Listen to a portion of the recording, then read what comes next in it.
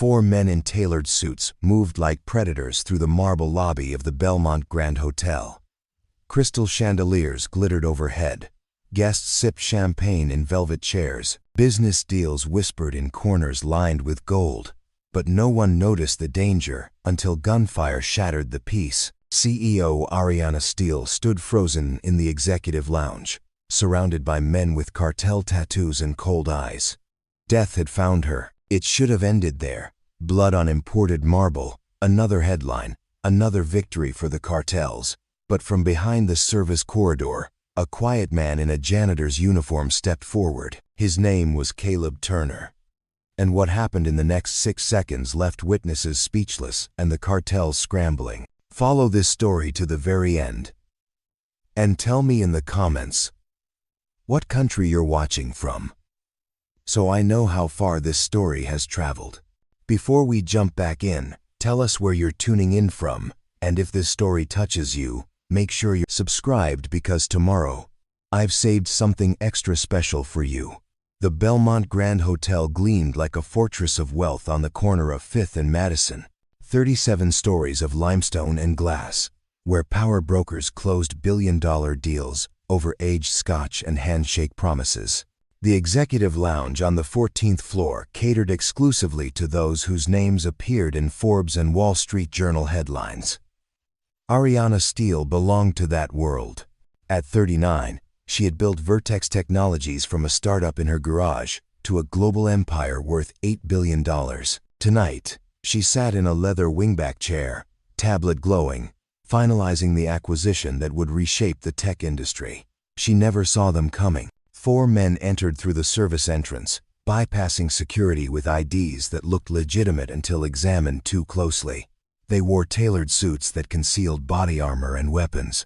Their movements carried the discipline of soldiers, but their eyes held something darker. These were not corporate rivals.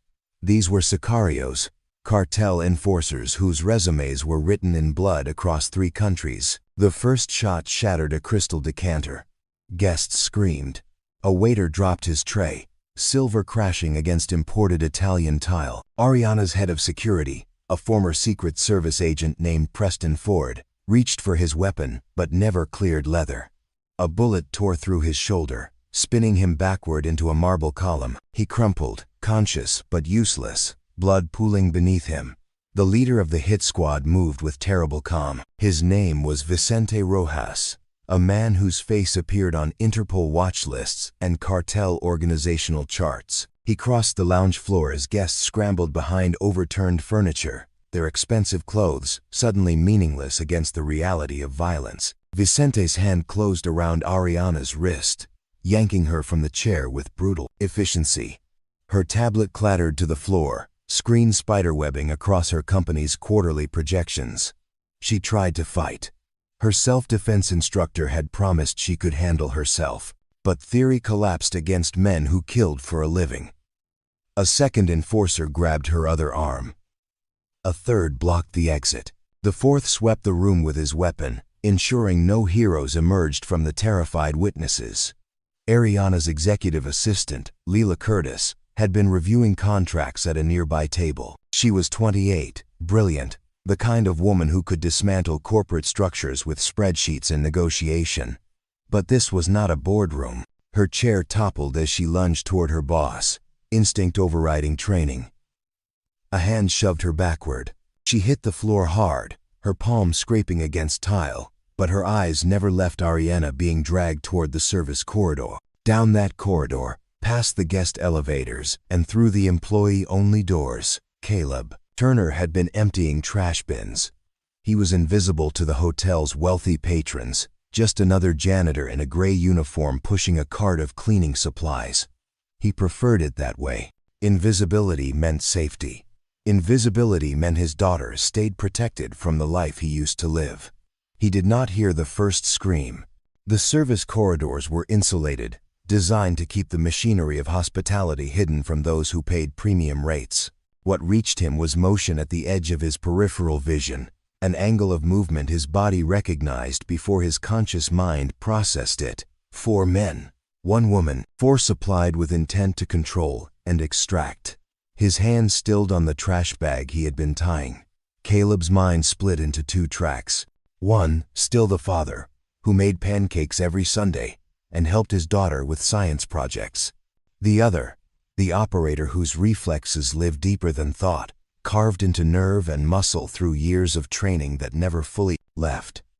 The first enforcer never registered the threat. Caleb moved with economy of motion. No wasted energy. No telegraphed intent. His hand struck the man's throat with surgical precision, collapsing the windpipe just enough to silence and incapacitate without killing. The enforcer dropped his weapon, hands clutching his neck, eyes wide with shock and oxygen deprivation. Caleb caught him before he hit the ground, lowering him silently. The second man spun, weapon rising. Caleb was already inside his defensive arc. A palm strike to the solar plexus folded the enforcer forward. An elbow to the temple sent him into unconsciousness. 2 seconds, 2 down. Vicente released Ariana, his weapon tracking toward the new threat. But Caleb had trained against men like this, had operated in places where hesitation measured the difference between mission success and body bags. He swept low, hooking Vicente's ankle, disrupting balance. As Vicente fell, Caleb's hand locked around the weapon arm, twisting with controlled violence. The gun clattered away. Vicente's head met the floor with a sound like a melon splitting. The fourth enforcer had been guarding the rear. He raised his weapon, finger tightening on the trigger. Caleb rolled, using Vicente's body as cover, came up inside the shooter's range. A strike to the wrist. The gun discharged into the ceiling, plaster raining down. Another strike, this one to the jaw. The enforcer crumpled. 6 seconds, 4 bodies. Silence crashed back like a physical force. Ariana stood frozen. Her breath coming in ragged gasps. Blood from Preston's wound had sprayed across her white blouse.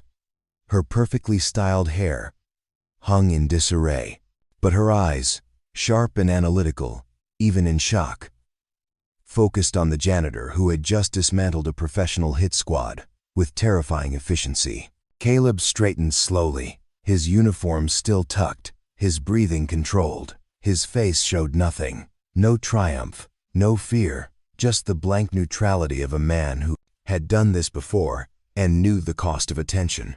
He raised his hands slightly as hotel security and police sirens converged on the building, signaling compliance even as his eyes tracked every exit, every potential threat, habits that would never die. Preston Ford, clutching his wounded shoulder, stared from his position against the column.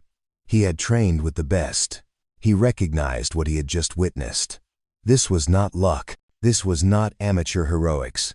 This was surgical violence applied by someone with elite training. Lila Curtis pulled herself up, tablet clutched to her chest like armor. She looked at Caleb Turner, really looked at him for the first time. The quiet janitor who nodded politely when passing in corridors, who never made eye contact, who seemed to disappear even when standing in plain sight. Who was he? Caleb's jaw tightened.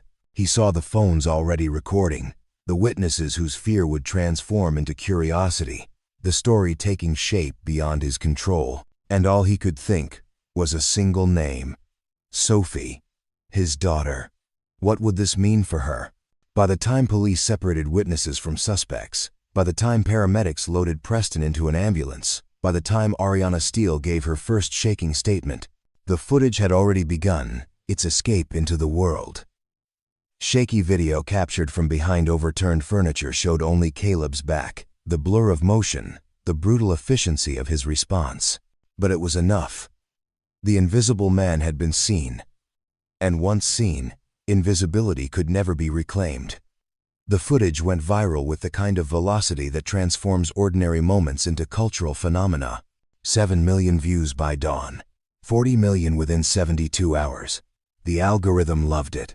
Mystery plus violence plus heroism equaled engagement. News outlets picked it up. Reporters manufactured nicknames. The Ghost Guardian. The Janitor Warrior. Social media threads exploded with speculation. Was he ex-military? Private? Security? a hired bodyguard in deep cover. In his cramped apartment in Brooklyn, Caleb shut the blinds tighter. The building was old, radiators clanking through winter nights, neighbors who knew each other's business but respected boundaries. He had chosen it deliberately. Anonymous, affordable, safe. He washed dishes by hand as if scrubbing away exposure. Each plate a meditation, each glass a prayer that the world would forget. But his daughter found it first. Sophie Turner was 10 years old, small for her age but fierce in the way of young people who have learned early that the world does not always grant safety. She had her mother's dark hair and stubborn chin, her father's quiet intensity that surfaced when she concentrated on homework or argued about bedtime. That afternoon, she burst through the apartment door, backpack bouncing, her best friend Amber Maxwell's tablet clutched in both hands. "Daddy," she said, her voice trembling between awe and confusion. "Is this you?" Caleb turned from the kitchen sink, water still running, soap suds clinging to his forearms. Sophie stood in the narrow hallway, the tablet screen glowing with frozen violence. He saw himself captured mid-strike, face blurred but body language unmistakable. The view counter spun upward even as he watched. He dried his hands slowly, buying seconds to construct a response. Then he knelt, brushing hair from her face, seeing Emma in that gesture. His late wife, gone 3 years now, but present in every expression their daughter made. "Yes," he admitted softly. "That is me. But it is nothing special. Just helping someone who needed help, like when we carry groceries for Mrs. Vaughn upstairs." Preparing and narrating this story took us a lot of time, so if you are enjoying it, subscribe to our channel. It means a lot to us. Now back to the story. Sophie did not care for modesty. She flung her arms around his neck, whispering fiercely against his chest. "I knew you were special. I knew it." Something inside Caleb fractured, a soundless crack like ice, thawing after a long freeze. He held her tight, his calloused hands trembling slightly. He had built a life of carefully maintained ordinariness. Work, school, dinner, homework, bedtime stories, repeat. The rhythm had become armor. Now that armor had shattered, and he did not know what came next. The calls began that evening. Unknown numbers lighting up the cheap phone he bought specifically because it could not be easily traced. He ignored them all. Then messages. Reporters offering interviews, documentary producers pitching limited series, even a literary agent suggesting a book deal. He deleted each one without reading past the first sentence. But he could not delete the world. 2 days after the hotel attack, Lila Curtis found him. Not through private investigators or corporate resources, though Vertex Technologies certainly had access to both. She found him because she paid attention. Because while detectives interviewed witnesses and security reviewed footage, she had noticed the name tag on his uniform in one of the clearer video frames, Turner, and the hotel kept employee records. She came to the small playground, 3 blocks from his apartment.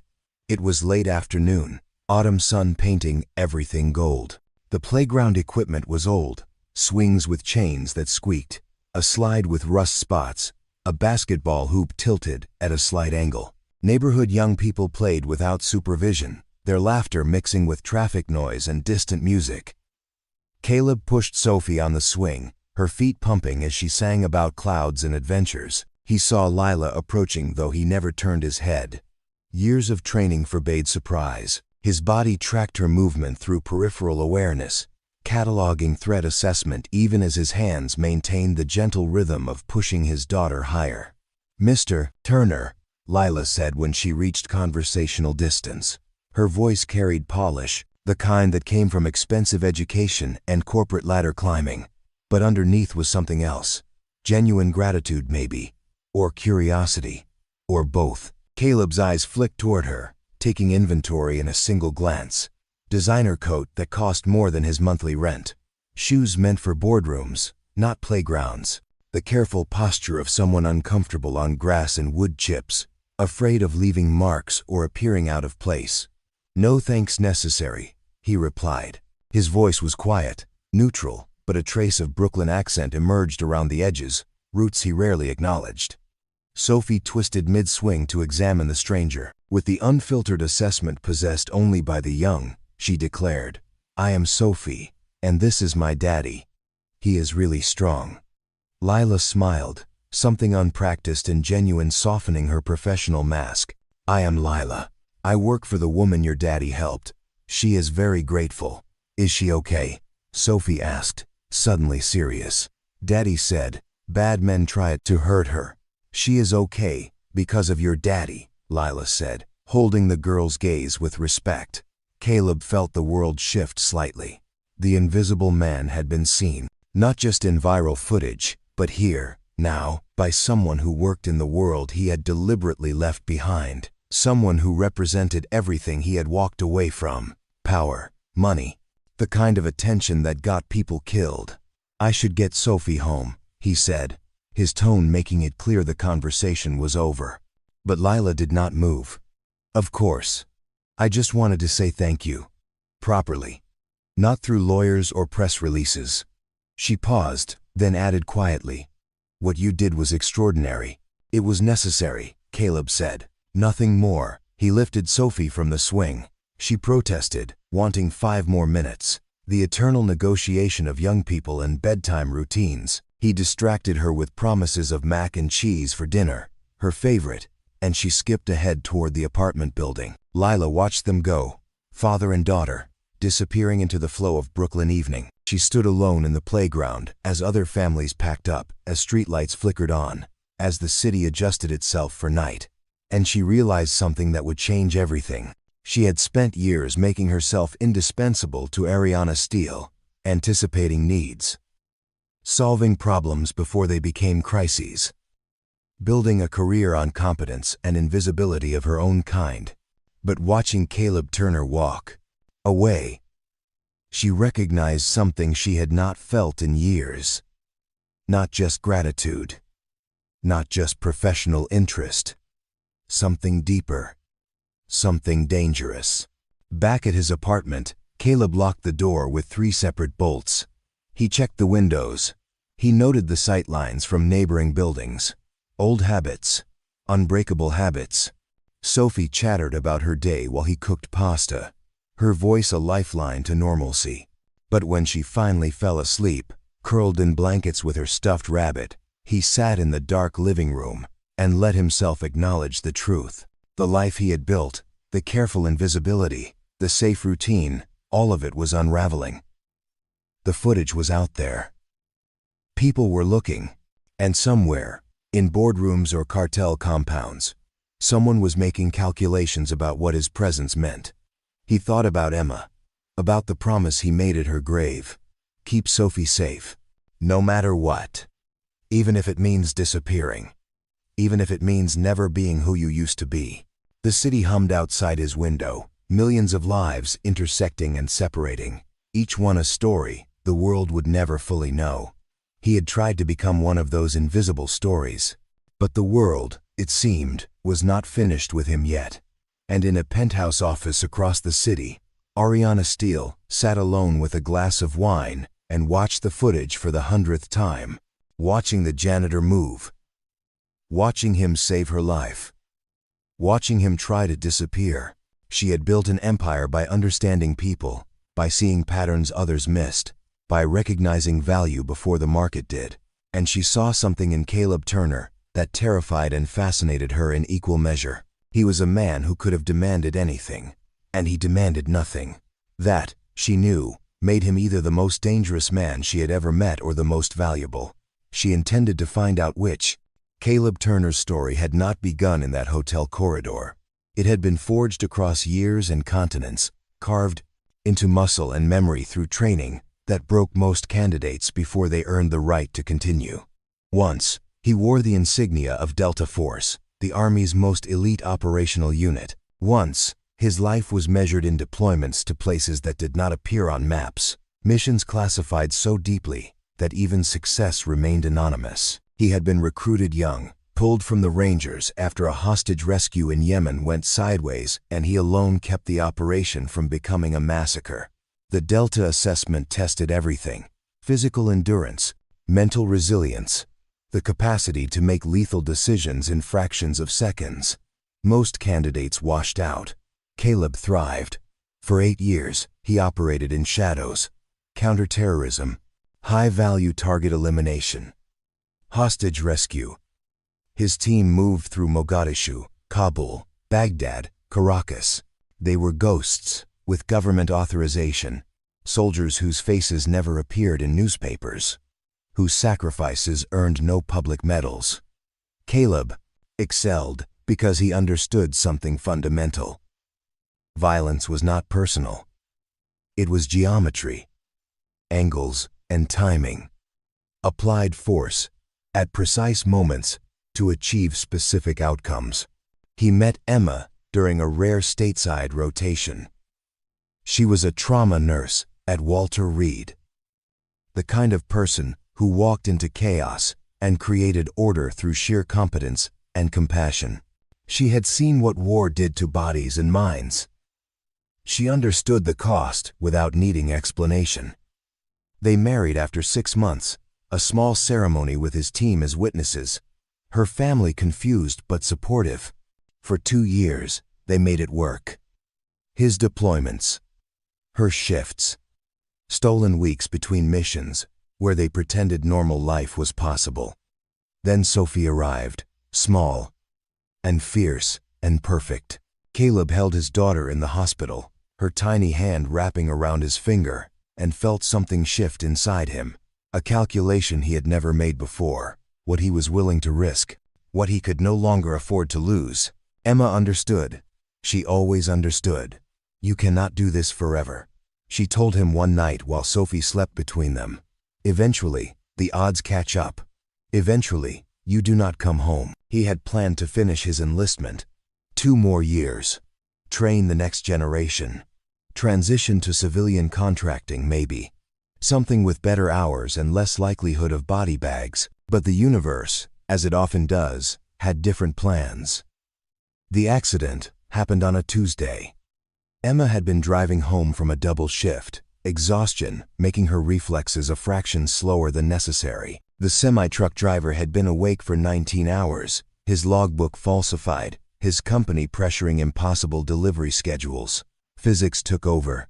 Metal crumpled. Glass shattered. Emma died before the ambulance arrived, her last words to a passerby asking them to tell Caleb she loved him and to take care of their baby. Caleb was in Colombia when he got the call. A raid on a cartel compound. High value. Targets confirmed. He was pulled from the operation mid-mission, flown home on a C-130, arrived too late for goodbyes. Sophie was 14 months old. She would never remember her mother's face except through photographs. She would never hear her mother's laugh except in videos that Caleb watched late at night when grief made sleep impossible. The army offered condolences. His unit sent flowers. Command suggested counseling. But none of it addressed the fundamental problem. He was a single father with a daughter who needed him alive more than the country needed another operator. The choice was not difficult. It was simply brutal. He resigned. Not quietly, not with the retirement ceremony that long-serving operators typically received. He walked away mid-contract, accepting the penalties, burning bridges he had spent years building. His team understood. Warriors knew the weight of family. But understanding did not make it easier. Transition was harder than any mission. One day he was Caleb Turner, Delta Force operator, trusted to breach compounds and end wars before they began. The next he was Caleb Turner, unemployed single father, holding a toddler who did not understand why mommy never came home. He had carried rifles through war zones. Now he carried diapers and bottles. He had been trained to break men. Emma's absence broke him in ways no battlefield ever had. The benefits helped. Military death benefits. Emma's life insurance. Enough to survive but not thrive. He moved to Brooklyn because the rent was almost affordable and the neighborhood had the kind of anonymity cities provide. He found work where he could. Construction. Security. Eventually, the Belmont Grand Hotel hired him as part of their janitorial staff. Night shifts mostly. It meant Sophie could stay with Mrs. Vaughn, the retired schoolteacher downstairs, who loved having a young person around and charged almost nothing for childcare. The work was invisible, perfect. He emptied trash. He mopped floors. He polished brass fixtures in lobbies where people closed deals worth more than he would earn in a lifetime. And he was content. Because invisibility meant safety. Invisibility meant Sophie could grow up without the shadows of his past finding her. He taught himself to be a father the way he had taught himself to be a soldier. Through repetition and discipline, breakfast routines, school drop-offs, homework, at the kitchen table, bedtime stories, where he did all the voices badly, and Sophie giggled at his attempts. He learned to braid her hair through YouTube tutorials. He learned to navigate parent-teacher conferences and playground politics. He learned that being present mattered more than being perfect. Sophie thrived. She was smart, stubborn, kind. She made friends easily. She loved science and hated math homework. She asked questions constantly, her mind always working, always curious. Why is the sky blue? Where do dreams come from? Will you always be here, Daddy? That last question haunted him, because he knew the truth. His past was not dead, it was dormant, and the skills that had kept him alive in Kandahar and Bogota never fully left. His body remembered, the way his shoulders squared automatically when entering rooms, the way his eyes scanned for exits and threats, the way his hands moved when Sophie stumbled, and he caught her before conscious thought registered danger. He tried to bury the operator. But the operator lived too deep, woven into reflexes and instincts that could not be unlearned. And now, because of 6 seconds in a hotel corridor, the world had seen him. The invisible man had been exposed. And he knew, with the certainty of experience, that exposure brought consequences. Somewhere out there, Vicente Rojas had connections. The cartel did not forgive interference. They did not accept losses without retaliation. And Caleb had not just interfered, he had humiliated them, made them look weak. That kind of insult demanded response. He lay awake that night, listening to Sophie breathe in the next room, and made calculations. How long before they found him? Days? Weeks? How could he protect her if they came? Could he run? Could he disappear again, this time completely? But even as he planned, he knew the truth. Running meant admitting defeat. Running meant teaching Sophie that fear dictated life. And he had not survived 8 years of combat, had not clawed his way through grief and single parenthood, to let fear win now. The world had seen him. Fine, let them look, but they would see a father first, a janitor second, and the operator only if they forced his hand. Because Caleb Turner had made a promise at Emma's grave, keep Sophie safe, no matter what, even if it means going back to being the man he had tried so hard to leave behind. The city hummed outside his window, millions of lives, millions of stories, and his, whether he wanted it or not, had just become visible again. The letter arrived by courier on a Thursday morning. Caleb opened the door to find a young man in a pressed uniform holding a cream-colored envelope sealed with embossed letterhead. Vertex Technologies. The man shifted his weight, clearly uncomfortable delivering correspondence to a janitor's apartment in a building where paint peeled from hallway walls and the elevator worked only when it felt cooperative. Mr. Turner, the courier said, extending the envelope like an offering. From Miss Steele. Caleb accepted it without comment. He closed the door and stood in the narrow hallway, Sophie's breakfast dishes still cluttering the small kitchen table. The envelope was heavy, expensive paper that whispered of boardrooms and power. He opened it carefully. The letter was brief but precisely worded. An invitation. A request. A summons dressed in courtesy. Miss Steele wished to meet with him. Friday at 10. Vertex Technologies headquarters. A matter of gratitude and opportunity. It concluded with Ariana Steele's signature.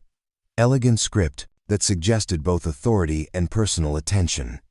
Caleb read it twice, then he set it on the kitchen counter and stared at it as if the paper might reveal hidden intentions. He knew what this was: money. A job offer. The corporate machinery attempting to absorb him, to transform his intervention into something transactional. He wanted no part of it, but refusing outright would only invite more attention. Better to meet, decline politely, make clear his boundaries, then disappear back into the rhythm of mops and trash bins and blessed anonymity. Friday arrived with unseasonable warmth. Caleb dressed in his only suit, the same one he had worn to Emma's funeral and never touched since. It hung slightly loose now, 3 years of lean meals and physical labor changing his body in subtle ways. He checked himself in the bathroom mirror and saw a stranger. The suit tried to make him look respectable. His eyes, alert and measuring, suggested something else entirely. Vertex Technologies occupied 42 floors of a glass tower in Midtown. The lobby was all marble and abstract art, the kind of space designed to intimidate anyone who did not belong. Security stopped him immediately. A guard with a shaved head and the posture of former military studied him with professional suspicion. "Purpose of visit," the guard said. "Meeting with Miss Steele." The guard checked his computer, eyebrows rising slightly when the appointment confirmed. He handed Caleb a visitor badge and gestured toward the executive elevators. 42nd floor. "Someone will meet you." The elevator was glass-walled, offering views of Manhattan as it ascended. Caleb kept his back to the windows, watching the floor numbers climb, noting the security cameras in each corner. Old habits. Unbreakable habits. Lila Curtis waited when the doors opened. She wore charcoal gray, professional armor that somehow made her look both powerful and approachable. Her smile was genuine but carried an edge of nervousness. "Mr. Turner," she said, "thank you for coming. Miss Steele is waiting." She led him through corridors lined with awards and patents, past conference rooms where executives gestured at presentations, into a corner office that commanded views of the entire city. Ariana Steele stood at the window, silhouetted against morning light. She turned as they entered. Caleb had seen her photograph in business magazines, had glimpsed her that night at the hotel before violence erupted. But seeing her here, in her domain, was different. She moved with the confidence of someone who had built empires from ideas and refused to apologize for her success. Her suit was midnight blue, her dark hair pulled back in a style that suggested efficiency without sacrificing elegance. But her eyes, sharp and analytical, carried shadows he recognized. Fear not, fully processed. Trauma wearing a professional mask. "Mr. Turner," she said, extending her hand. "Thank you for agreeing to meet." Her handshake was firm, no nonsense. Caleb noticed the faint tremor she tried to hide, the way her fingers tightened just slightly, as if grounding herself in physical contact. "Miss Steele," he replied. "Please, sit." She gestured toward leather chairs arranged near a coffee table that probably cost more than his annual rent. Saturday Lila took a position near the door, tablet in hand, the eternal assistant ready to facilitate or intervene as needed. Ariana did not waste time on pleasantries. "I owe you my life." The cartel wanted to make a statement. "Execute me publicly, terrorize the business community. You prevented that." "I was there," Caleb said simply. "Anyone would have done the same." Her eyes narrowed slightly. "We both know that is not true. Security footage has been analyzed by experts. What you did required training most people will never receive. You moved like someone with significant operational experience." Caleb said nothing. Silence was its own answer. Ariana leaned forward. "I want to offer you a position, head of personal security, base salary, $400,000, benefits, housing stipend, your daughter's education fully funded through graduate school. You would have resources, authority, a team under your command." The offer hung in the air, glittering like bait. Leela watched from her position, curious how he would respond. Most people, when offered financial security beyond their dreams, did not hesitate. Caleb did. "I appreciate the offer," he said, his voice measured. "But I am not interested." Ariana blinked. "Not interested? No. May I ask why?" "You are working as a janitor. You are clearly overqualified. This would provide stability for your daughter, opportunities most people spend their lives chasing." Caleb met her gaze steadily. "My daughter wants her father home at night. She wants someone who helps with homework and makes dinner and does not carry a weapon to work. I gave her mother a promise. Keep Sophie safe. That means stability, not danger. It means being present, not deployed. Your world is not safe, Miss Steele. The cartel proved that, and I will not bring that into my daughter's life. The bluntness landed like a physical blow. Ariana sat back, her expression shifting from surprise to something resembling respect. You are refusing $400,000 because you prioritize your daughter's emotional well-being over financial security. I am refusing because money cannot buy back time I lose to violence. Money cannot promise I come home every night. My daughter has already lost one parent. I will not make her an orphan chasing someone else's safety. Lila felt something catch in her chest. She had spent years in corporate environments where every decision calculated return on investment, where people traded time and relationships for advancement and compensation. Watching Caleb Turner refuse wealth for principle was like witnessing a language she had forgotten existed. Ariana stood, walking to the window. The city sprawled below, millions of lives intersecting, each one a story she would never fully know. When she spoke again, her voice carried less corporate polish and more raw honesty. They will come for me again. You know that. Vicente Rojas has connections that span 3 countries. The cartel does not forgive interference. I survived because you were there. Next time, I might not be so fortunate. Caleb rose. Then hire better security. But do not hire me. I am not available for purchase, Miss Steele. Not at any price. He moved toward the door. Lila stepped aside, her eyes tracking him with something between admiration and confusion. Ariana turned from the window. Wait, she said. He paused, hand on the door. What if I am not offering you money? What if I am asking for help, person to person? No contracts, no obligations. Just someone who understands that threats do not disappear because we wish them away. Caleb looked back. Her mask had cracked slightly. Beneath the CEO was a woman who had faced death and knew it was not finished with her. I hope you find the help you need, he said quietly. But it will not be me. He left. The elevator descended silently. The lobby expelled him back into the city where he belonged. He walked 3 blocks before stopping at a small playground, sitting on a bench, letting his hands shake now that no one was watching. He had meant every word.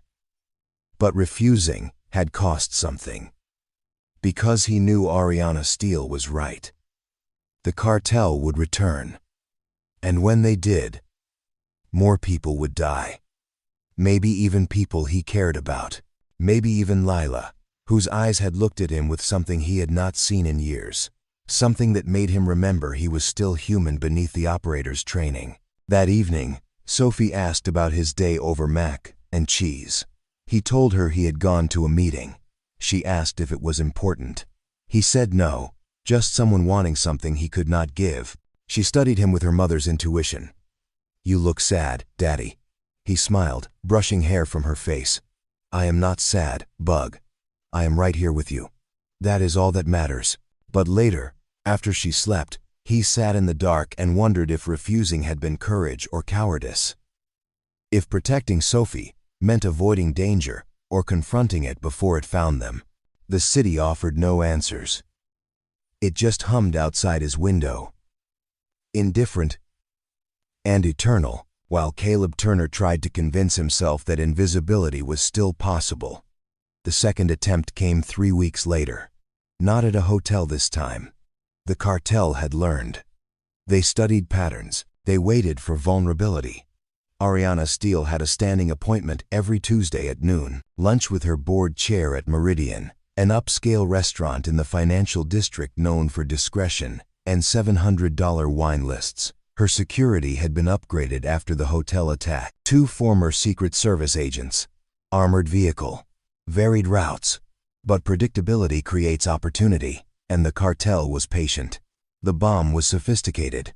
Remote detonated. Planted in the parking structure beneath the restaurant during a shift change when cameras were briefly offline and guards distracted by a manufactured emergency 2 floors above. It was designed to trigger When weight sensors confirmed a vehicle matching Ariana's specifications had parked in her reserved space. The explosion never happened. A maintenance worker doing routine rounds noticed the device, not because he was trained in explosives, because it had been placed hastily, wires visible where they should have been concealed. He called it in. Bomb squad responded. The device was rendered safe. The restaurant evacuated. Ariana, already en route, was diverted by her security team. She sat in the back of her armored SUV 3 blocks from where she should have died, hands shaking, phone pressed to her ear. Lila Curtis was on the other end, already coordinating, already problem-solving, already transforming chaos into manageable tasks. Pull every security file from the parking structure, Ariana said, her voice tight. I want names of everyone who had access. I want maintenance logs. I want to know how they got past our systems. Already in progress, Lila replied. Federal agents are en route. They will want statements. Ariana closed her eyes. They are not finished. This was cartel work, professional. They knew my schedule, my patterns. Someone is feeding them information. We will find who, Lila promised. But right now, you need to go somewhere safe. Where is safe? Ariana asked, and the question held more than logistics. It held exhaustion, the weight of being hunted, the realization that wealth could not buy immunity from violence. That evening, the story broke. News anchors used words like terrorism and organized crime. Stock analysts speculated about instability at Vertex Technologies. Shareholders demanded answers. The board called emergency meetings.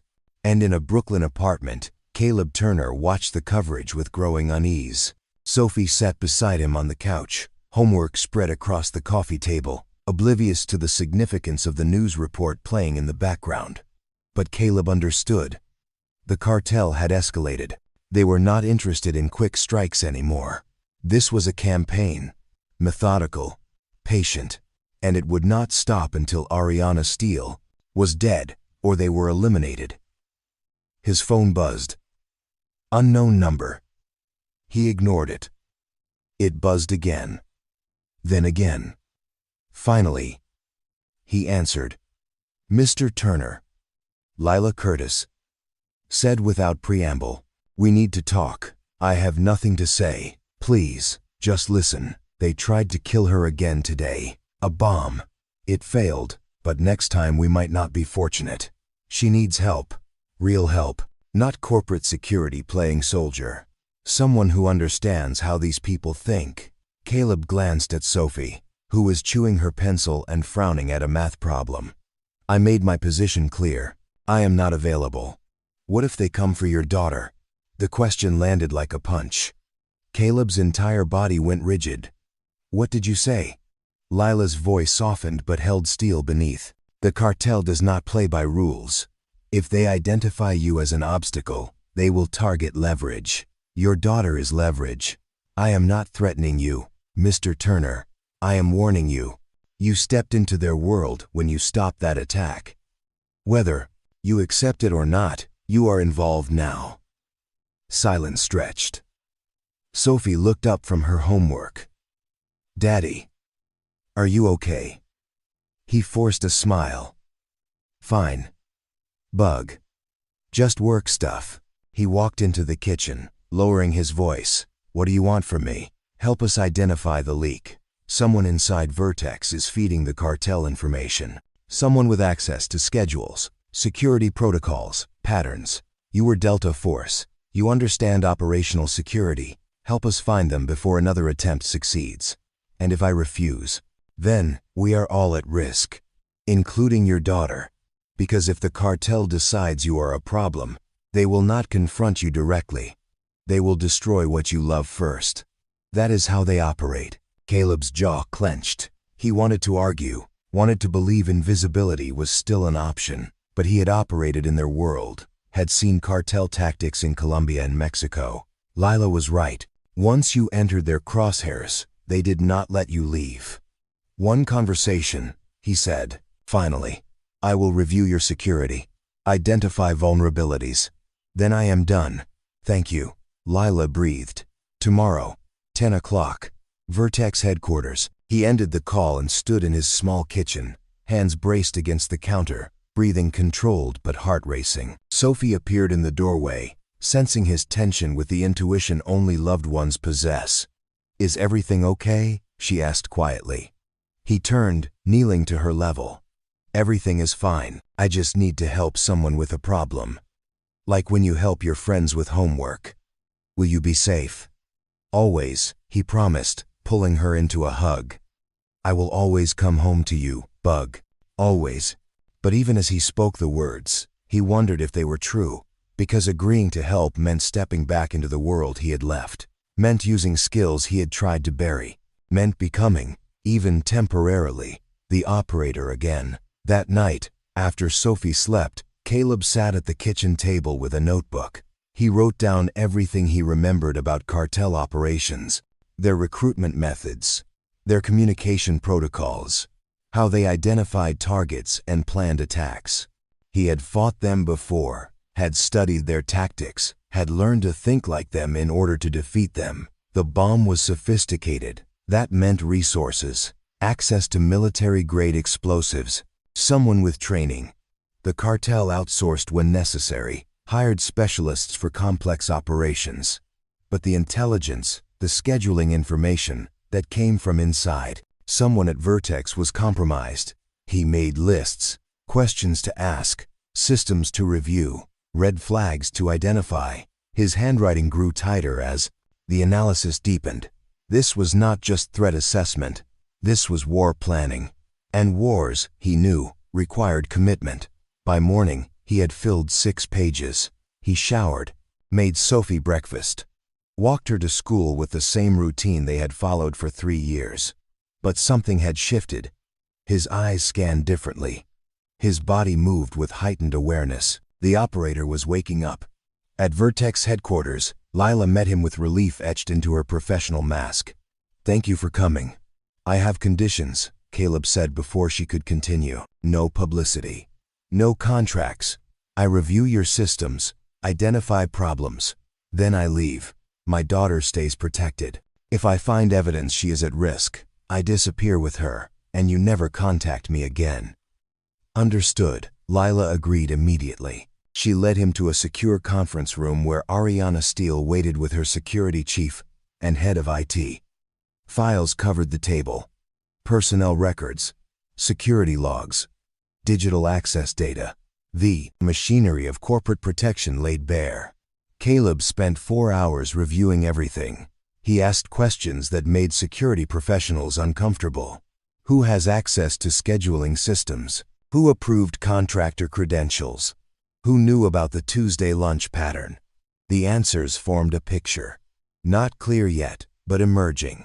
By afternoon, he had narrowed possibilities to 12 employees, people with the right access, the right clearances, the right opportunities to leak information without raising immediate flags. This is your exposure, he said, sliding a list across the table. One of these people is compromised, either willingly or through coercion. You need to investigate quietly. No alerts, no confrontations. Just watch them. Ariana studied the names. Some were long-term employees. Trusted. How do we determine which one? Caleb leaned back. You do not. You feed each one different information. Unique details only they would know. Then you watch which information the cartel acts on. The leak identifies itself. It was a classic counterintelligence technique. Elegant, effective, and it required patience the cartel might not allow. How long will this take? Ariana asked. Days. Maybe a week. Depends how active they are. We might not have a week, Lila said quietly. Caleb met her eyes. Then we work faster. But as he prepared to leave, Preston Ford, the security chief who had been wounded in the original hotel attack, stopped him in the hallway. His shoulder was still bandaged, arm in a sling. You know they will come again, Preston said. Probably soon. This canary trap might work, but cartels do not wait for investigations. They strike when opportunity presents. Caleb nodded. I know. Will you be here when they do? The question hung between them. Caleb thought of Sophie. of promises made at Emma's grave, of the life he had built through discipline and deliberate invisibility. But he also thought of Lila, of Ariana, of innocent people who would die if he walked away. "I will be here," he said finally, "until it ends." Preston extended his good hand. "Then I am glad you are on our side." They shook, two warriors recognizing each other across the distance of different wars. And Caleb understood, with absolute clarity, that refusing was no longer possible. The cartel had made this personal, and when it was personal, there was only one way forward: through. The war room was established in a secure basement level of Vertex Technologies that most employees did not know existed. Soundproofed walls, encrypted communications, surveillance feeds from every camera in the building displayed across monitors that covered one entire wall. This was where corporate security managed threats, where crises were contained before they reached boardroom awareness. Now it belonged to Caleb Turner. He stood before the monitors, hands clasped behind his back, studying patterns, employee movement, delivery schedules, shift changes. Every system had rhythm, and rhythm created predictability. Predictability created vulnerability. His job was to identify every weakness before the cartel did. Lila Curtis became his partner in ways neither had anticipated. She brought institutional knowledge, understanding of corporate culture and personnel dynamics that Caleb could never access alone. He brought tactical thinking, the ability to see buildings not as workspaces but as battlegrounds with fatal angles and choke points. They worked late into evenings, the city glowing beyond tinted windows, coffee going cold in forgotten cups. She learned to read his silences, understanding when his stillness meant concentration and when it meant he had identified something critical. He learned her patterns too, the way she hummed quietly when stress mounted, how she kept emergency chocolate in her desk drawer, that she took her coffee black with exactly one sugar. "Walk me through a typical day," Caleb said one evening, studying personnel access logs, from when Ariana arrives to when she leaves. Lila pulled up her tablet. But before she could begin, Caleb stopped her. "Not from the schedule. From memory. Tell me what actually happens, not what is supposed to happen." She paused, understanding the distinction. Ariana arrives around 7. Earlier if board meetings require preparation. She uses the executive entrance on the east side. Security clears her through, but she stops to talk with the morning guards. She remembers their names, asks about their families. Caleb made notes. Consistent arrival time, predictable entry point, personal interaction that creates delay, all potential vulnerabilities. Continue. She takes the private elevator to 42. Always stops at the executive lounge first. Coffee. She has a specific preference, prepared by the morning staff. Then to her office. Lila glanced at Caleb. "You are thinking that coffee is an exposure point." "Everything is an exposure point," he replied. "Until we eliminate variables, nothing is safe." Who prepares the coffee? Rotation. 3 different staff members. Morning shift. Vetted. Background check standard for all food service personnel. But those were done 18 months ago. "Run them again," Caleb said. "Deep background. Financial records. Look for recent stress, debt, family problems, anything that makes them vulnerable to coercion." Lila made notes, her fingers moving quickly across the tablet. "What else?" Caleb studied the monitors. Her office has windows on 3 sides. Beautiful views. Also, 3 angles for potential sniper positions. The buildings across are commercial. That means rooftop access for maintenance, HVAC, window washing. Any of those could be exploited. "We cannot move her office," Lila said. "The board would notice. Questions would be asked. Then we harden it. Ballistic glass, electronic countermeasures, and she does not stand near windows anymore. Not until this ends." Over the following days, they implemented changes. Some obvious, some subtle. Security. Rotations became unpredictable. Access protocols tightened. Delivery schedules shifted randomly. The canary trap was deployed, unique information seeded to each of the 12 suspects, details about meetings and movements that existed only on paper, waiting to see which false lead the cartel acted upon. Caleb spent hours reviewing camera footage, watching for patterns that did not belong. A maintenance worker who lingered too long. A delivery driver who asked too many questions. Anything that suggested reconnaissance. Ariana cooperated but struggled with the restrictions. She was a woman who had built her empire on being present, on walking floors and knowing her employees. Hiding in secure spaces felt like surrendering. One evening, she confronted Caleb in the war room. "How long does this continue? I cannot run my company from a bunker. Until we eliminate the threat," he replied without looking up from the monitors. "That could be weeks, months, then it takes months." She moved closer, forcing him to meet her eyes. "I will not live as a prisoner in my own building. Better a prisoner than a corpse," he said bluntly. "The cartel does not take breaks. They do not respect your schedule. They will strike when you are vulnerable. And if we have not prepared, you will die. Is your pride worth that?" The harshness landed like a slap. Ariana's expression hardened. "You do not get to lecture me about risk. I built this company from nothing. I fought hostile takeovers and market crashes and investors who said a woman could not lead. I will not hide because criminals want me afraid." Caleb stood, and in that moment, the operator fully emerged.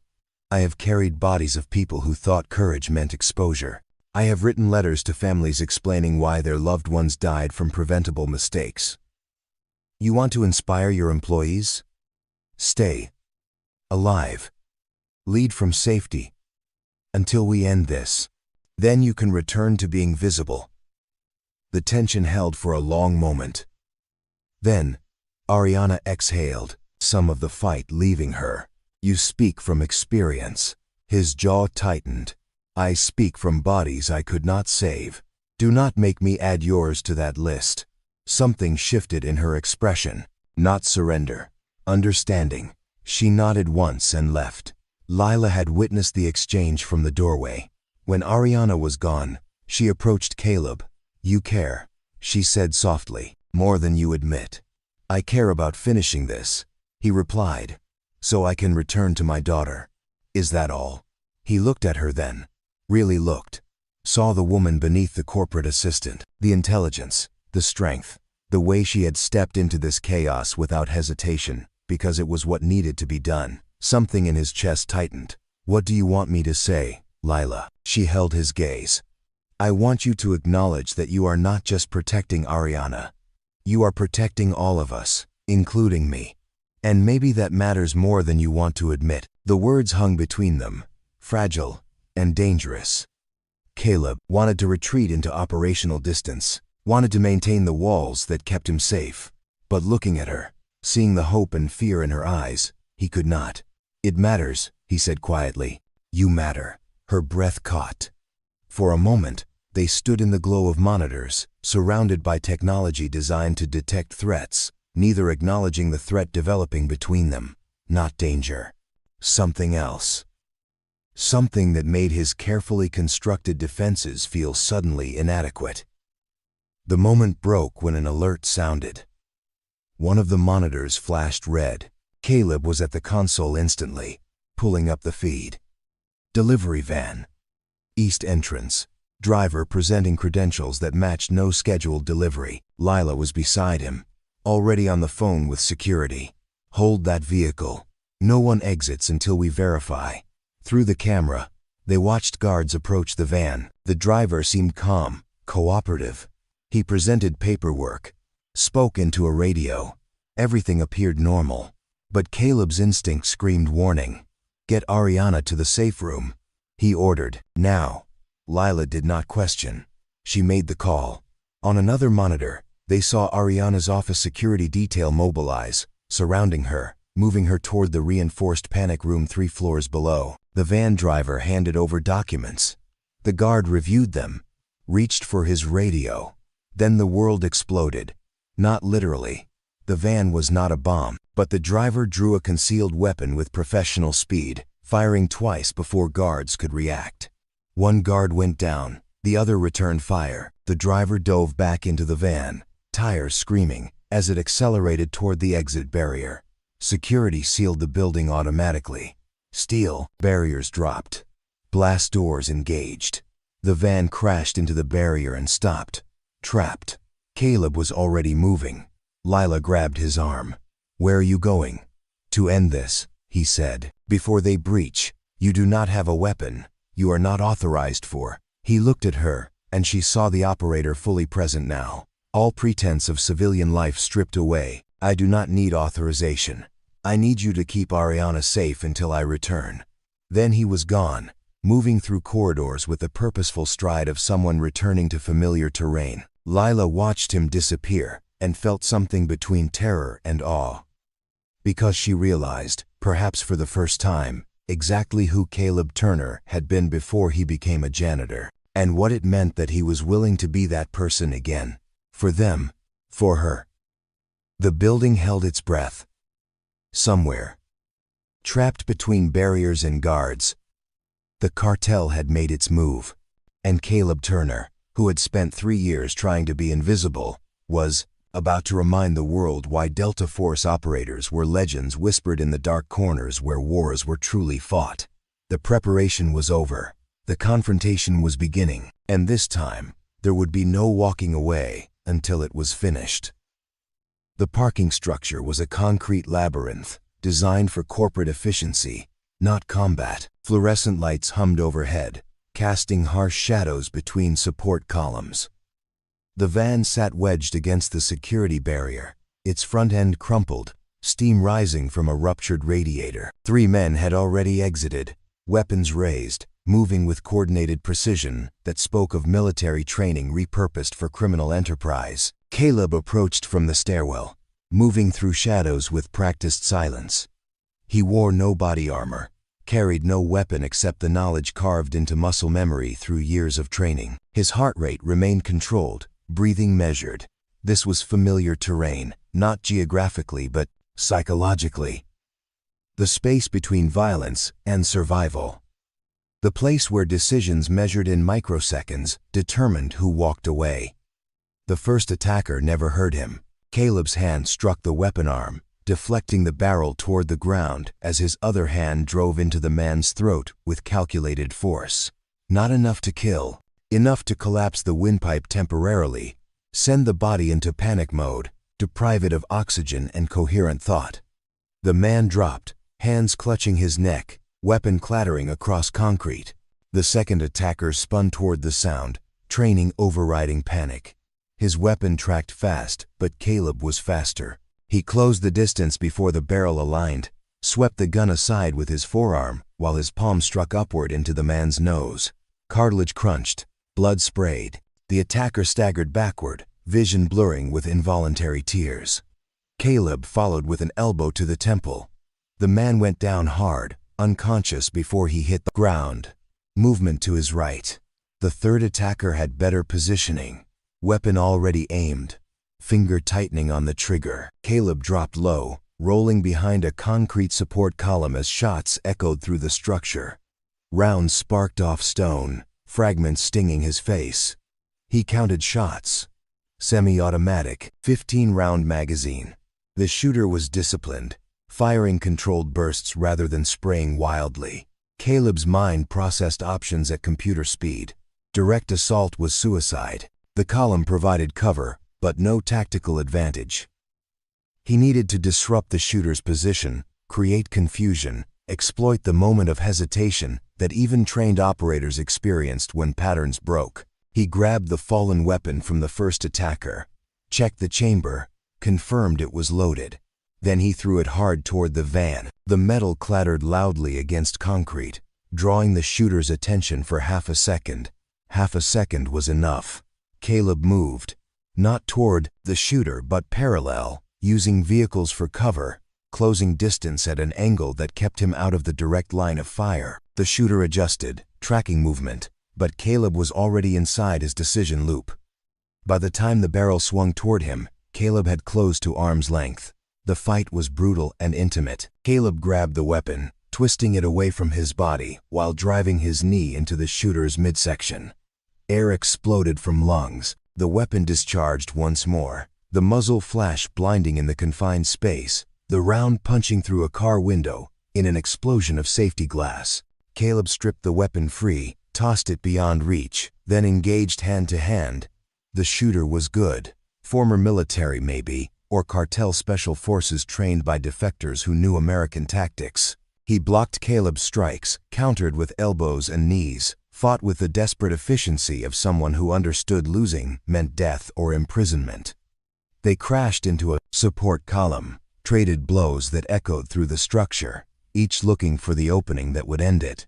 Caleb took a fist to the ribs that sent fire through his entire torso. Something cracked, not broken but damaged. He ignored the pain, channeled it into focus, waited for the shooter to overcommit. When the next punch came, Caleb slipped inside, locked his arm around the man's elbow, applied pressure to the joint until it hyperextended with a sickening pop. The shooter screamed. Caleb spun him around, applied a blood choke with precise pressure on the carotid arteries. 10 seconds. The body went limp. Caleb lowered him to the ground. Still breathing. Still alive. He had made promises to Sophie about who he was now. Those promises mattered more than efficiency. But the van still held occupants. Through the cracked windshield, he saw movement. 2 more, maybe 3, and they were not surrendering. They were regrouping. The driver emerged first, weapon raised, firing. Immediately, Caleb dove behind a concrete barrier as rounds stitched across the ground where he had been standing. His ribs screamed protest. Adrenaline was a finite resource, and he was spending it fast. He needed to end this before his body started refusing orders. Security forces were responding. He could hear boots on stairs, radios crackling with terse commands. But they were floors away, minutes that felt like hours. If the remaining attackers decided to force their way deeper into the building, civilians would die. Employees who came to work thinking about presentations and deadlines, not cartel violence. Caleb could not allow that. He moved again, using vehicles and columns for cover, circling toward the van from an unexpected angle. The driver tracked left, anticipating a frontal assault. Caleb came from the right, low and fast.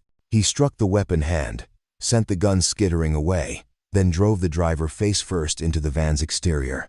The man crumpled. The 5th attacker, still inside the van, opened the side door and leveled a shotgun.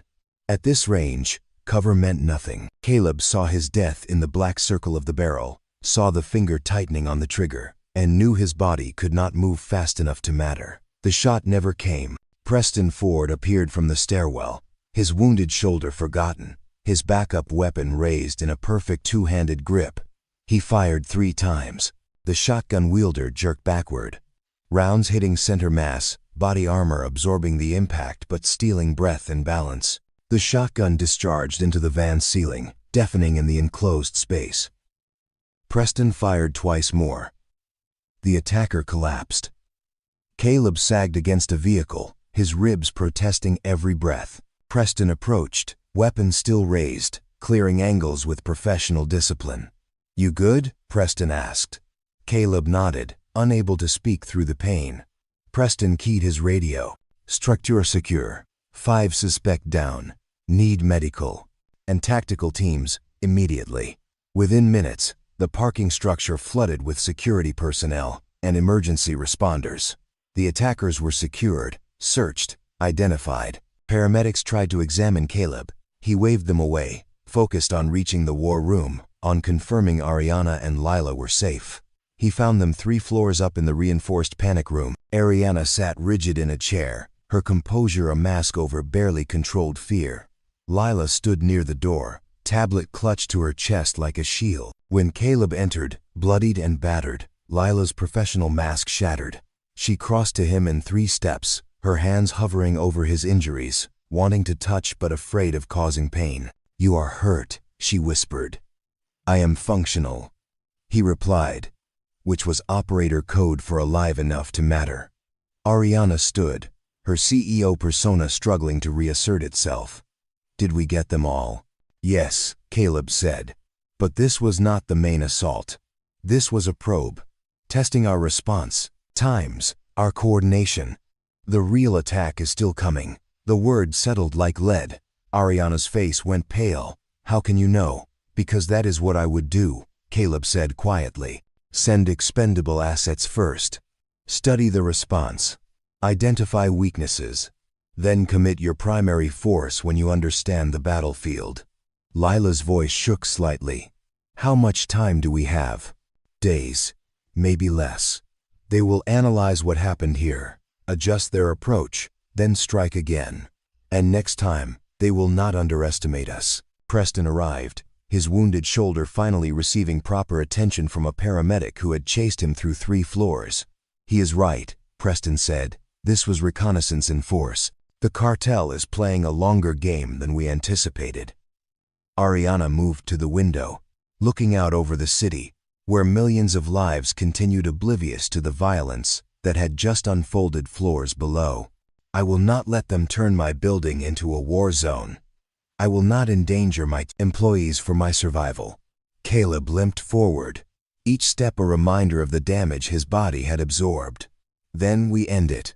Now. Before they regroup. How?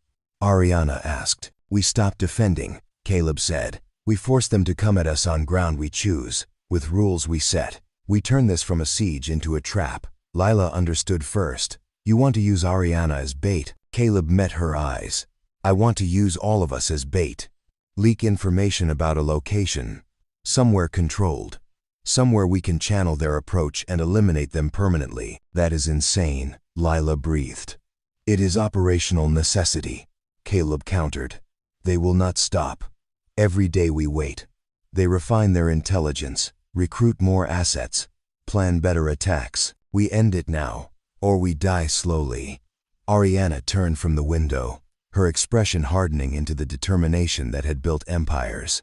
What do you need? Caleb looked at her, then at Lila, then at Preston. He saw fear, he saw exhaustion, but he also saw resolve. These were not soldiers, but they were warriors in their own right, and they trusted him to lead them through the fire. I need 48 hours, Caleb said. A location we can control completely, and the will to see this through to the end, whatever that means. You have it, Ariana said without hesitation. Lila nodded, her hand finding Caleb's for just a moment, a touch that communicated more than words could carry. Preston checked his weapon with his good hand, smiled grimly. About time, we took the fight to them. Caleb allowed himself a tight smile. Then let us build them a battlefield they cannot survive. Outside, the city continued its relentless rhythm, but inside Vertex Technologies, in a war room surrounded by monitors and encrypted communications, the counteroffensive was beginning. The hunted were becoming hunters, and Caleb Turner, who had spent 3 years trying to be invisible, was about to remind the cartel why Delta Force operators were feared in the darkest corners of the world. The confrontation was not over. It was only beginning. And this time, it would end in absolute terms. Victory or death. No middle ground remained. The interrogations began immediately. 5 cartel enforcers, injured but alive, separated into secure rooms, where federal agents applied pressure with the methodical patience of professionals who understood that silence was temporary. Everyone talked eventually. It was only a question of technique and time. But before any of them spoke, the answer revealed itself through different means. Caleb sat in the war room 3 hours after the parking structure attack, his ribs taped, painkillers dulling the worst of the damage. He reviewed the canary trap results with the cold focus of someone analyzing enemy movement patterns. Each of the 12 suspects had been fed unique information. False meeting locations, fabricated schedules, invented security protocols. The idea was simple. Whichever false information the cartel acted upon would identify the source. The van attack had targeted the east entrance during a specific shift change. That detail had been fed to exactly one person. Caleb pulled up the personnel file, his jaw tightening as the photograph loaded. Grayson Foster, head of information technology, 12 years with Vertex Technologies, clearance to access every system in the building. Trusted, respected, compromised. Leela entered the war room carrying coffee she had forgotten to drink. Her eyes red from exhaustion and stress. She saw the file open on Caleb's screen and stopped. Grayson? No. He has been with us since the beginning. He helped build our security infrastructure, which makes him the perfect asset, Caleb said quietly. He knows every weakness because he helped create them. Access to schedules, camera feeds, personnel records. The cartel did not hack your systems. They recruited someone with the keys. Ariana appeared in the doorway, drawn by the tension in Leela's voice. What are we looking at? Caleb turned the monitor so she could see. Your mole. The information that led to today's attack came from his terminal. The canary trap worked. Ariana stared at the photograph, her expression cycling through disbelief, anger, and finally, bitter acceptance. Grayson attended my wedding. He sent flowers when my mother died. How long has he been selling us out? That is what we need to determine, Caleb said. But I would estimate months. Long enough to establish patterns. Long enough to make the cartel confident in their intelligence. Where is he now? Ariana's voice carried steel. His office, Lila said, checking her tablet. He came in this morning. Normal schedule. He has no idea we know. Caleb stood, ignoring his body's protests. Then we bring him in quietly. No alerts. No drama. We need to understand the full scope of his betrayal before the cartel realizes we have identified him. The arrest happened with surgical precision. Security approached Grayson Foster at his desk where he sat surrounded by multiple monitors, his fingers moving across keyboards with the confidence of someone who believed himself untouchable.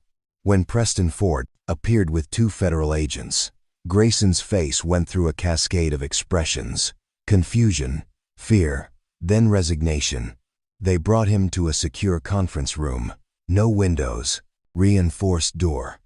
Recording equipment that captured every word and micro-expression. Caleb waited inside, sitting across the table with the stillness of a predator that had already won. Grayson attempted defiance first. I do not know what you think I have done, but you are making a mistake. I have worked here for 12 years. I have dedicated my career to this company. Caleb slid a folder across the table.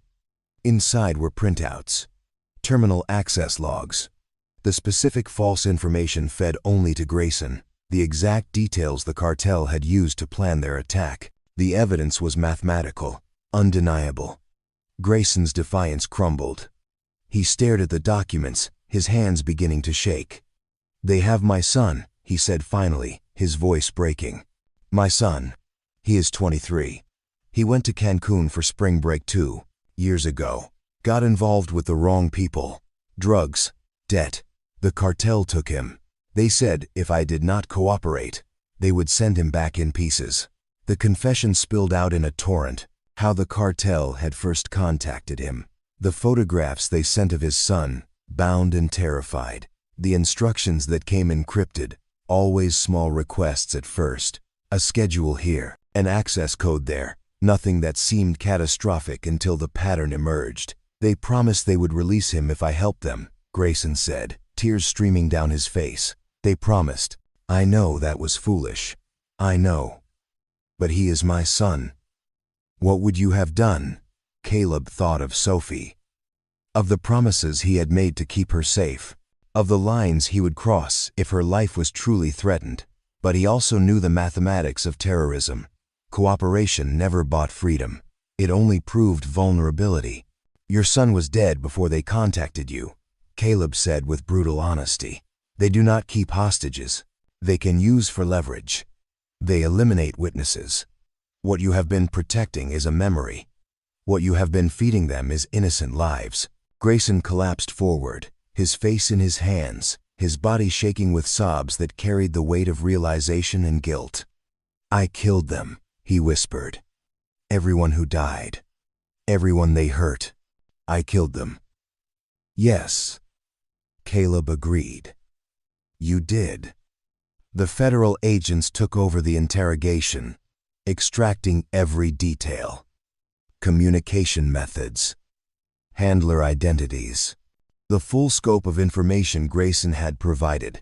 It painted a comprehensive picture of cartel operations, their planning methodology, their targets, but it also confirmed Caleb's fear. The cartel knew Vertex Technologies' security infrastructure completely. They had mapped every vulnerability, identified every weakness. The parking structure attack was not the main assault. It was reconnaissance confirming their intelligence was accurate. The real attack was still coming. That evening, as federal agents processed Grayson Foster and began dismantling his compromised systems, Ariana made a decision. She called a press conference. Against every instinct of her legal team, against the advice of her board, she decided transparency was the only path forward. The press room at Vertex headquarters filled with reporters whose questions came rapid fire, whose cameras captured every micro-expression. Ariana stood at a podium, Lila to her side, and told the truth. 2 weeks ago, cartel operatives attempted to assassinate me at the Belmont Grand Hotel. I survived because of the intervention of a private citizen who wishes to remain anonymous. Since then, my company has been under siege. Today, we thwarted another attack, and we discovered that someone we trusted had been compromised, feeding information to the enemy. The room erupted with questions. Ariana raised her hand for silence. I stand here today to make several things clear. First, Vertex Technologies will not be intimidated. We will not negotiate with terrorists. Second, I owe my life to individuals who stepped forward when it would have been easier to look away. Third, we are working with federal authorities to ensure this threat is eliminated permanently. A reporter shouted, "Can you confirm the identity of the person who saved you?" Ariana's expression hardened. No, that individual has a family to protect, has a life they wish to live quietly. What I can confirm is that without their courage, I would not be standing here. Is it true the person is former military? I will not comment on their background. But I will say this. In a world where everything has a price, this person asked for nothing. No payment. No recognition. Only the right to return to their life. That kind of integrity is rare. I will not betray it by turning their sacrifice into spectacle. The press conference continued, but Caleb watched from the war room. His jaw tight. Ariana had protected his identity as promised, but the attention was building. Every major outlet would be investigating. Every journalist would be searching for the mysterious hero. His invisibility was evaporating with each broadcast. Lila found him after, her expression apologetic. She had to do it. The board demanded a statement. Shareholders needed reassurance. I understand, Caleb said, but understanding did not make it easier. She reached out, her hand finding his. When this is over, you can go back to your life, back to Sophie, back to being invisible. He looked at her, seeing the hope in her eyes, the unspoken question beneath. Could he go back, after this, after remembering who he used to be, after connecting with people who saw him not as a janitor, but as something more? When this is over, he said carefully, we will see what is possible. It was not a promise, but it was not a rejection either. And for now, in the space between violence past and violence coming, it was enough. Federal analysis of Grayson Foster's communications revealed the cartel's timeline. They were planning a final assault, comprehensive, overwhelming. Within 72 hours, the target was not just Ariana. It was Vertex headquarters itself. A statement attack designed to prove that even in America, even surrounded by security and law enforcement, the cartel could reach anyone. Caleb gathered the core team. Ariana, Lila, Preston, Federal Tactical Commander. They needed a plan that turned the cartel's confidence into their destruction. And as they mapped strategy, as they prepared for the coming storm, Caleb felt the operator fully emerge. Not the father trying to be invisible, not the janitor content with anonymity, but the warrior who understood that some threats could only be answered with absolute force. The revelation had changed everything. The betrayal had been exposed. The enemy's plan was known. Now came the hardest part, surviving what came next, and ensuring that when the dust settled, the people he cared about walked away intact, even if he did not. The final assault came on a Wednesday night. The cartel committed everything: 20 operatives, military-grade weapons, a plan designed to overwhelm through sheer force. But Caleb had turned Vertex headquarters into a killing field. Every corridor a trap, every room a calculated disadvantage for attackers. The battle lasted 47 minutes. When federal tactical teams secured the building, 18 cartel operatives were in custody. 2 were dead from wounds sustained in crossfire. 0 civilian casualties. Caleb took a bullet to the shoulder, not life-threatening, but enough to require surgery and weeks of recovery. He woke in a private hospital room with Sophie asleep in a chair beside his bed, her small hand clutching his. Lila sat near the window, her eyes red from crying, her professional mask abandoned completely. When he stirred, Sophie's eyes opened immediately. "Daddy," she whispered, launching herself carefully onto the bed, mindful of his injuries. "You came back. You promised and you came back." He wrapped his good arm around her, breathing in the scent of her hair, feeling her heartbeat against his chest. "Always, Bug, always." Lila approached, her hand trembling as it found his. "You scared us," she said quietly. "When we heard you were hit, I thought I know." He interrupted gently, "But I am here. We are all here." The recovery was slow. Physical therapy for his shoulder. Psychological sessions mandated by federal protocols for anyone involved in lethal incidents. Caleb tolerated both with patient resignation, focused on the only metric that mattered: getting home to Sophie. But home had begun to change in subtle ways. Lila visited often, bringing meals because Caleb could not cook one-handed, and Sophie's diet of cereal and sandwiches worried her. The visits stretched longer. Dinner became conversation. Conversation became laughter. Sophie declared Lila was her friend now, with the absolute authority only a 10-year-old could muster. One evening, 3 weeks after the hospital discharge, Lila helped Sophie with a science project about ecosystems. They sat at the small kitchen table, surrounded by construction paper and markers, their heads bent together as Sophie explained her vision with elaborate hand gestures. Caleb watched from the couch, his arm still in a sling, and felt something shift inside his chest. Emma had been gone 3 years.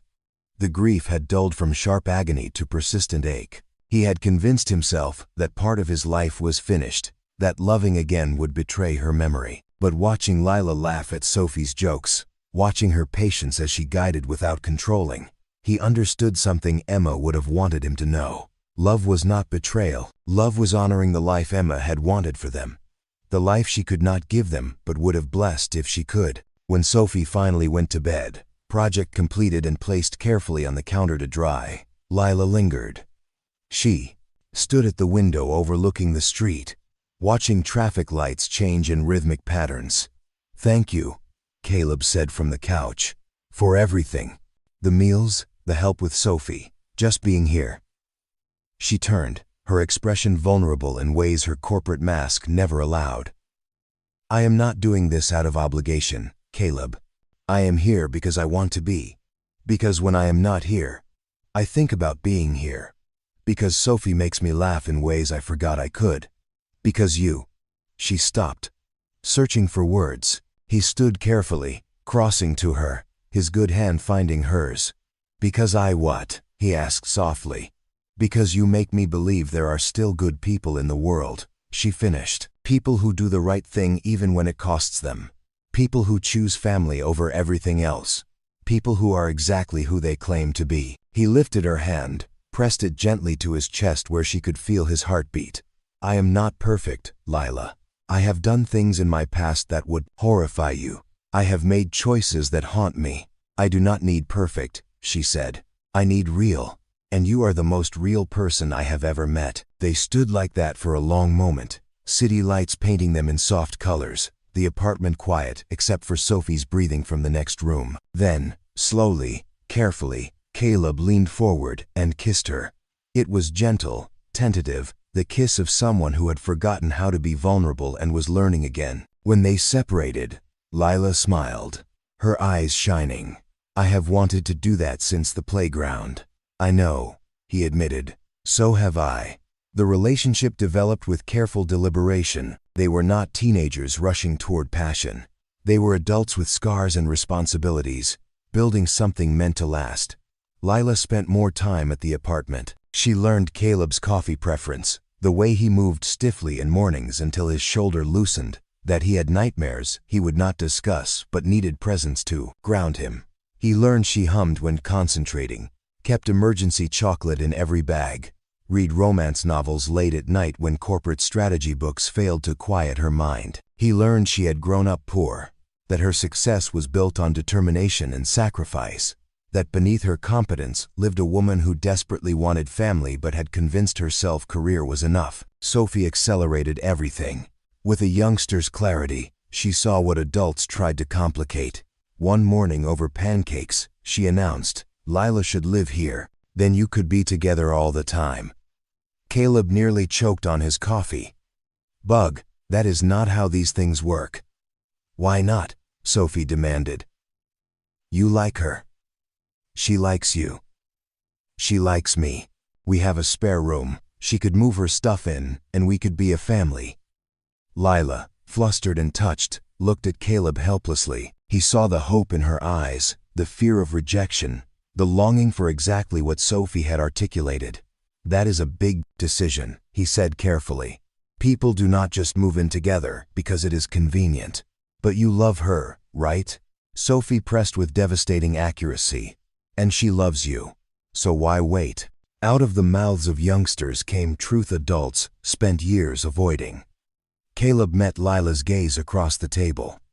"Do you want that?" he asked. "This life? This apartment?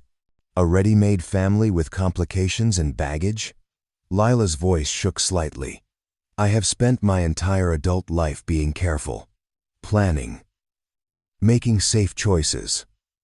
And I am tired of safe. Caleb, I want real. I want this. I want you. Both of you." Sophie cheered. Caleb laughed, something that still felt rusty, but increasingly natural. "Then I guess we need to clear out the spare room." The integration happened gradually. Lila's belongings migrated in boxes and suitcases, her designer clothes hanging beside his worn jeans, her expensive skincare products crowding the bathroom counter, her books filling shelves that had held mostly Sophie's stories.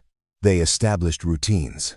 Lila handled weekday breakfasts because Caleb's shoulder still limited his range of motion. He managed dinners because cooking relaxed him. Sophie set the table and narrated her day with the endless detail of someone discovering the world remained fascinating. Weekends became sacred, Saturdays at the park, Sundays exploring the city, cheap pizza, and museums with free admission. They were not wealthy. Caleb's disability payments and Lila's modest salary, after she reduced her hours at Vertex, covered bills with little left over. But they had something money could not purchase. They had each other. Ariana watched the transformation with quiet satisfaction. She had offered Caleb a permanent security position, significant salary, full benefits. He declined, but he agreed to consult occasionally, to review protocols and train personnel. It gave him purpose without consuming his life. She also kept her distance, understanding instinctively that Caleb needed space to build his new life without the weight of obligation. But she sent gifts for Sophie's birthday. She invited them to company events they politely declined, and she became, in her own way, part of their extended family. One evening, 6 months after the final cartel assault, Ariana appeared at their apartment with an envelope. Inside was a college fund, fully funded, enough to send Sophie to any university in the country. "I cannot accept this," Caleb said immediately. Ariana's expression was firm. "You saved my life. Multiple times. This is not charity. This is investment in the future of someone I care about. Sophie deserves every opportunity. Let me provide this one." He wanted to refuse. Pride demanded it. But looking at Lila, seeing her nod slightly, understanding this was not about him but about Sophie, he relented. "Thank you," he said quietly. "This means more than you know." Ariana smiled, something genuine and warm. "You gave me my life back, Caleb. Let me help give Sophie hers." After she left, Caleb held the envelope like it might disappear. Lila wrapped her arms around him from behind, her head resting against his good shoulder. "We are building something good here," she whispered. "Something that lasts." He turned, pulling her close, and for the first time in 3 years, felt the heavy mantle of grief and responsibility lighten, not disappear. Emma would always be part of him, her memory woven into every decision. But the crushing weight had transformed into something gentler. Gratitude for what they had shared. Permission to build something new. That night, after Sophie slept and the city hummed beyond their windows, Caleb and Lila sat on the fire escape like they had begun to do most evenings. The air was cool, autumn arriving with gentle insistence. "I never thought I would have this again," Caleb admitted. "Family. Someone who sees all of me, and stays anyway." Lila took his hand, threading her fingers through his. "I never thought I would want it. I convinced myself career was enough. That being needed was the same as being loved.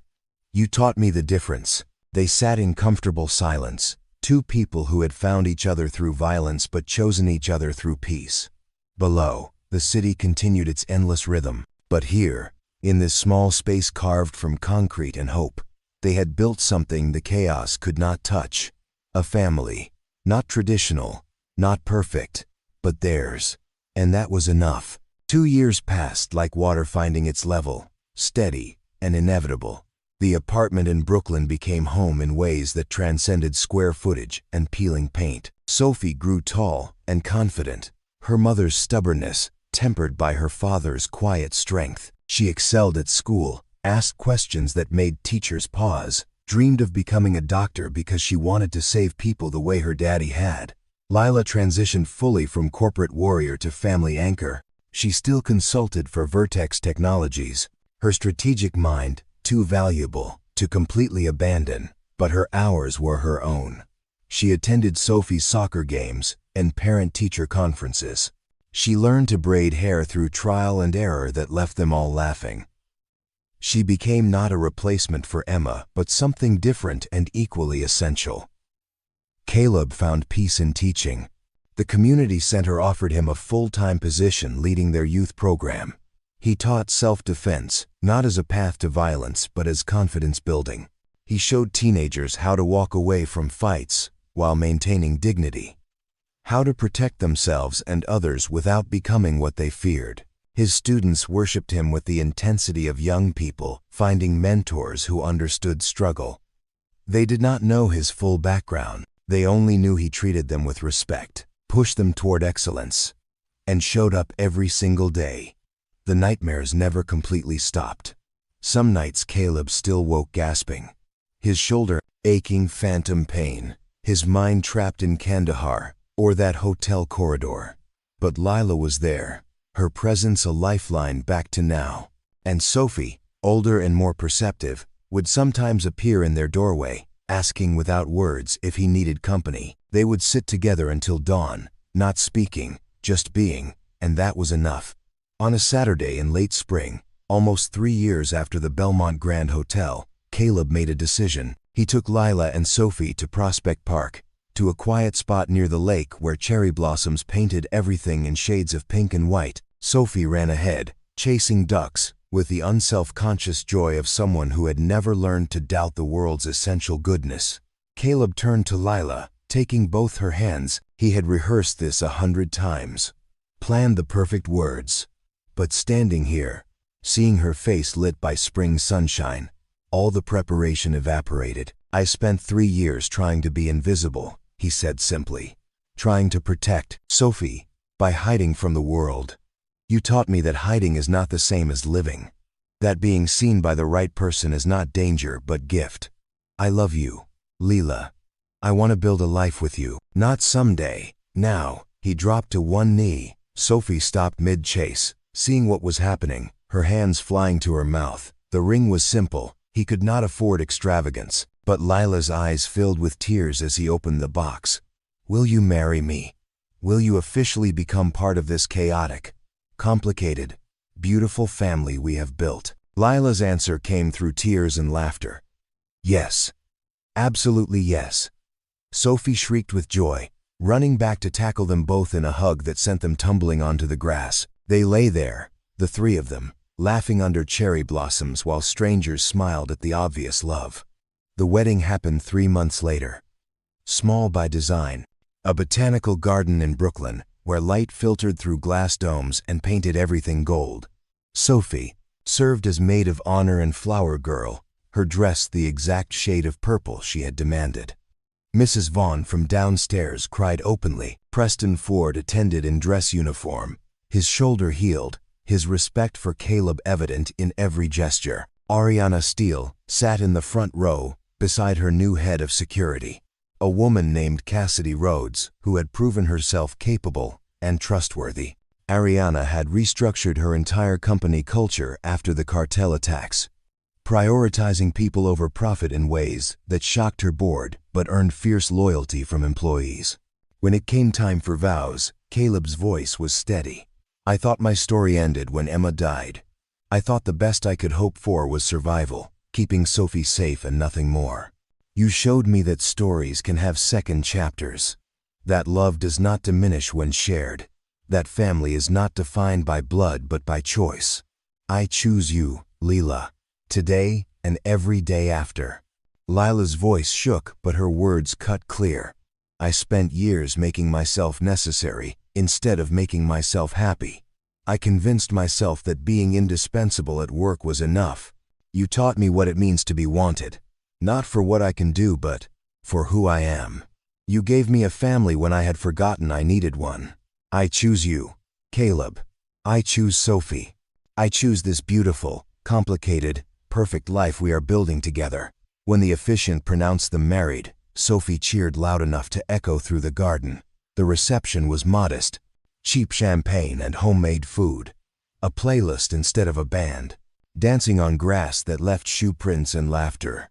Caleb danced with Sophie first, lifting her despite his shoulder's protest, spinning until she giggled breathlessly. Then, with Lila, holding her close, feeling her heart beat against his chest, understanding that this moment, this ordinary, extraordinary moment, was what he had fought for without knowing. Life continued in its relentless forward motion.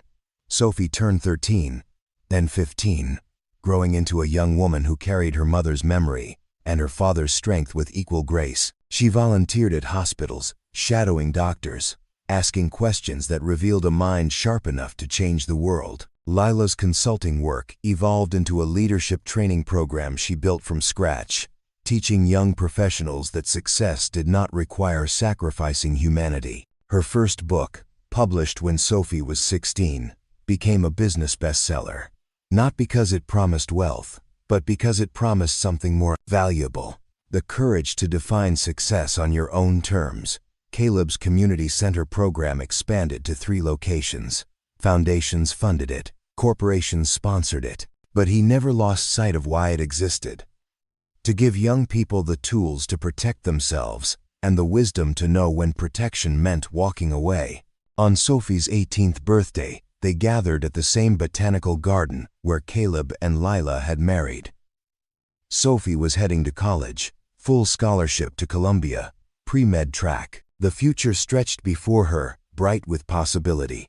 As sunset painted the glass domes in shades of amber and rose, Sophie stood between her father and stepmother, looking at the city beyond. "I think Mom would be proud," she said quietly. "Of all of us." Caleb's throat tightened. "She would be, Bug. She absolutely would be." Sophie turned to face them. "You taught me something important. Both of you. That strength is not about fighting. It is about choosing who you fight for.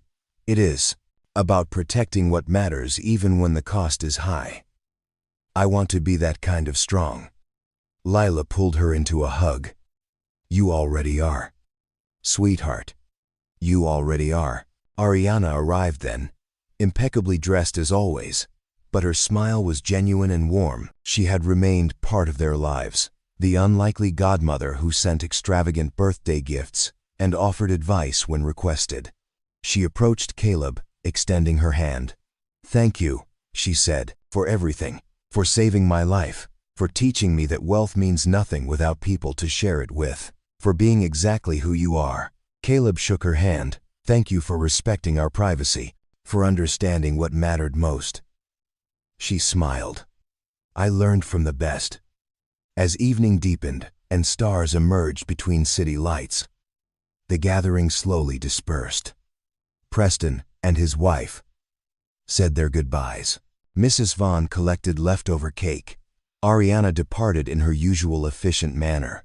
Finally, it was just the three of them: Caleb, Lila, and Sophie. The family built from loss and choice and stubborn refusal to let darkness win. They sat on a bench overlooking the garden, watching lights flicker on in patterns that suggested order beneath chaos. Sophie leaned against Caleb's shoulder. Lila held his hand. And for the first time in years, Caleb felt completely at peace.